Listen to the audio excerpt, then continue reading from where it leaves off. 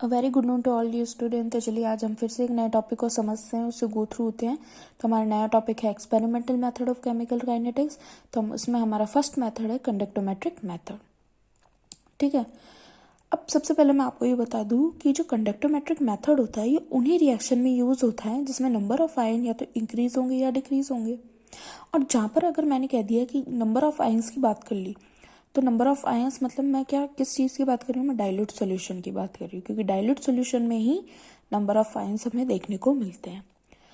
अब एक चीज़ और मैं बता दूँ कि अगर मैंने डाइल्यूट सॉल्यूशन की बात करी है, तो डाइल्यूट सॉल्यूशन में हम सब जानते हैं, ये केमिस्ट्री का बहुत कॉमन फैक्टर है कि इन dilute solution change in the conductivity, जो कंडक्टिविटी में चेंज होता है ना, वो हमेशा डायरेक्टली प्रोपोर्शनल होता है परसेंटेज ऑफ अ रिएक्शन।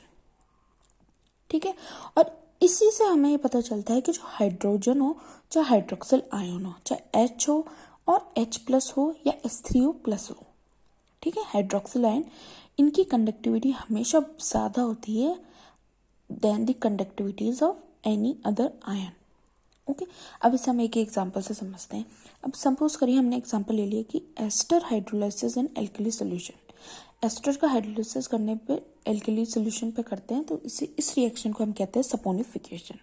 ठीक है, अब मैं बात करती हूँ, जो रिएक्शन देखते हैं कि जब अगर CH3CO C2H5 को NaOH से रिएक्शन कराएंगे तो क्या होगा, C2H5OH बनेगा, CH3CO Na होगा। ठीक है, इस रिएक्शन में क्या पता चल रहा है कि जो C2H5OH है वो रिप्लेस हो गया किससे, Na से। तो यही चीज़ इसमें कही गई है कि इस रिएक्शन को देखते हैं तो हमें पता चलता है कि जो कंडक्टिविटी है वो डिक्रीज हो रही है विथ राइजिंग इन टेम्परेचर। ठीक है, as highly conducting hydroxyl ion are replaced by acetate ion of a lower reactivity. कि हमने ऊपर मैंने आपको एक चीज़ बताई थी कि जो हाइड्रोजन होता है और जो हाइड्रोक्सिल आयन है, इनकी कंडक्टिविटी हमेशा ज़्यादा होती है conductivity of any other ion. तो इसमें यही बोला है कि जो हाईली कंडक्टिंग हाइड्रोक्सिल आयन होता है ना, वो रिप्लेस हो जाता है with the lower conductivity acetate ion से।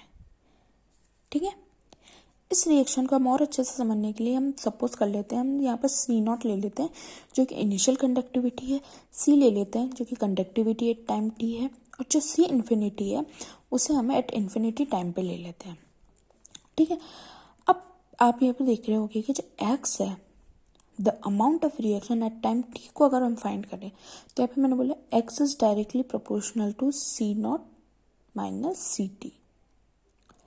ठीक है, अब आप बोल रहे हो x is directly proportional to C0 minus CT क्यों आया, क्योंकि मैंने आपको स्टार्टिंग में ही बता दिया था कि चेंज इन द कंडक्टिविटी हमेशा directly proportional to the percentage of a reaction होती है, इसलिए हमने यहाँ पर क्या लिखा, x is directly proportional to C0 minus CT।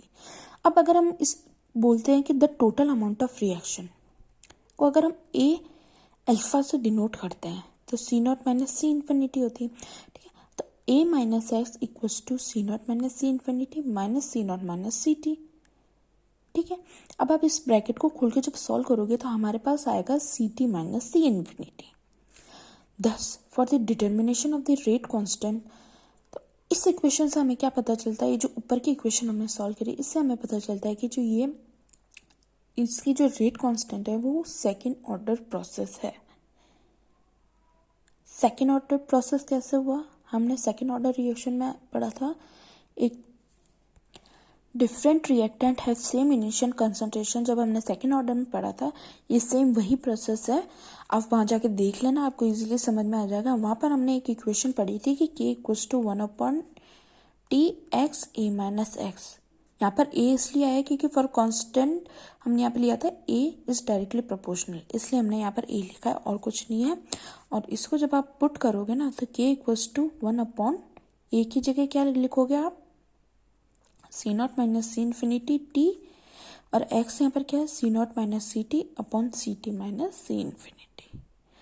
ठीक है, तो ये हुआ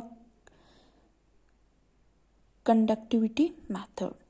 ओके, हमारा सेकंड मेथड है पोलैरिमेट्रिक मेथड, जिसे हम ऑप्टिकल मेथड भी बोलते हैं।